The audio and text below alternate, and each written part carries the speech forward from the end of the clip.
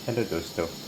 मैं हूँ writer, speaker और इन्फ्लुएंसर उत्तम और खूनी दुल्हन वीडियो सीरीज़ में आपका स्वागत है। आप लोगों को तो पता ही है कि पिछले कुछ वक्त से क्या हो रहा है। चलिए मैं आपको बता दे रहा हूँ। कुछ आपकी यादें ताज़ा कर रहा हूँ। Sangli x murder case. Sangli में कुल्हाड़ी से हस्बैंड को मार दिया गया। दूसरे केस में मेघालय हनीमून केस में हनीमून के वक्त पति को मार दिया गया। तीसरा, गरवा पॉइजन मर्डर, जहर देके पति को मार दिया गया। चौथा, मेरठ ड्रम मर्डर, मार के ड्रम में शरीर रख दिया गया। पांचवा, हुगली मर्डर, मिल के मार दिया गया और हुगली में लाश बहा दी गई। छठा, बेंगलुरु केस। सातवां, जयपुर केस। और आठवां, यवतमाल केस। इतने सारे केसेस तो सामने आए हैं, पता नहीं कि कितने सारे केसेस अभी हम लोग के सामने आएंगे। शादी जैसा पवित्र बंधन जिसमें हर कोई पुरुष और औरत बंधना चाहते हैं, ठीक है। जब वही बंधन आपके मौत का कारण बन जाए तो सोचिए कि पति की क्या हालत हो सकती है। ज़रा सोचिए कि जिस पे आप पूरा भरोसा करके जिसे अपने घर लाते हैं वही आपकी हत्या कर देती है। तो इस वीडियो सीरीज़ द्वारा मैं कुछ ऐसे 23 लक्षण बताऊंगा जो कि एंटी सोशल पर्सनैलिटी के गुण हैं। अगर ये गुण आपको नज़र आते हैं तो आपको उस लड़की से शादी नहीं करनी है।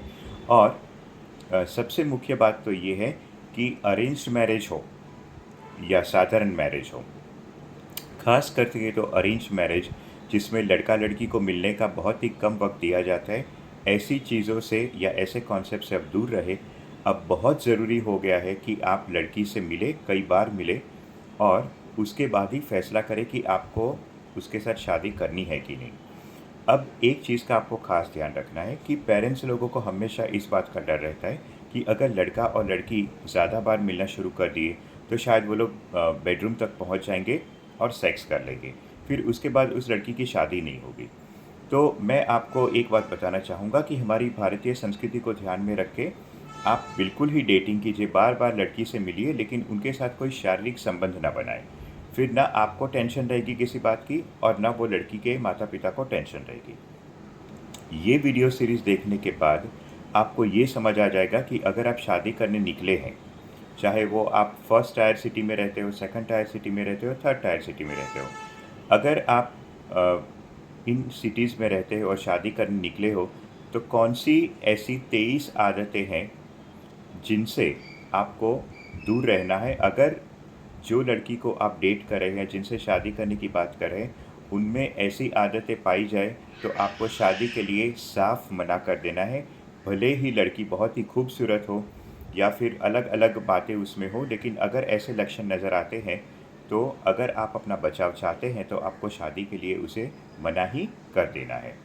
तो हम लोग इस वीडियो में अब हम लोग पहली आदत देखेंगे जो कि एक बहुत ही खतरनाक आदत है, और वो पहली आदत है इनफ्लेक्सिबिलिटी। इनफ्लेक्सिबिलिटी का मतलब क्या होता है कि अगर आप किसी लड़की को मिलने गए, बातचीत की और आपको पता चला कि उसकी जो सोच समझ है वो बिल्कुल ही इनफ्लेक्सिबल है। यानी कि अगर आपने उसे कुछ कह दिया तो उसने कहा मैं ये ऐसा नहीं करूँगी, मैं तो वही करूँगी जो मेरे हिसाब से सही है। यानी कि एक बार अगर उसने झंडा गाड़ दिया कि नहीं मैं ये करने वाली हूँ, तो वो टस से मस ना हो। अगर इस टाइप की लड़की आपके सामने आए तो उससे शादी बिल्कुल ही ना करें, क्योंकि आगे चल के आपके लिए बहुत ही बड़ी मुसीबत बन सकती है। तो अगले वीडियो में हम लोग देखेंगे लक्षण नंबर 2, जिससे आपको दूर रहना है, उस टाइप की लड़की से आपको दूर रहना है। वो हम लोग देखेंगे वीडियो नंबर 2 में। अगर आपको वीडियो पसंद आया हो तो आप उसे लाइक कीजिए, शेयर कीजिए और सब्सक्राइब कीजिए। और आपके जितने दोस्त हैं जो शादी करने जा रहे हैं, आपकी एज के हो, जो शादी करने जा रहे हैं, उन्हें ये वीडियोस ज़रूर शेयर कीजिए।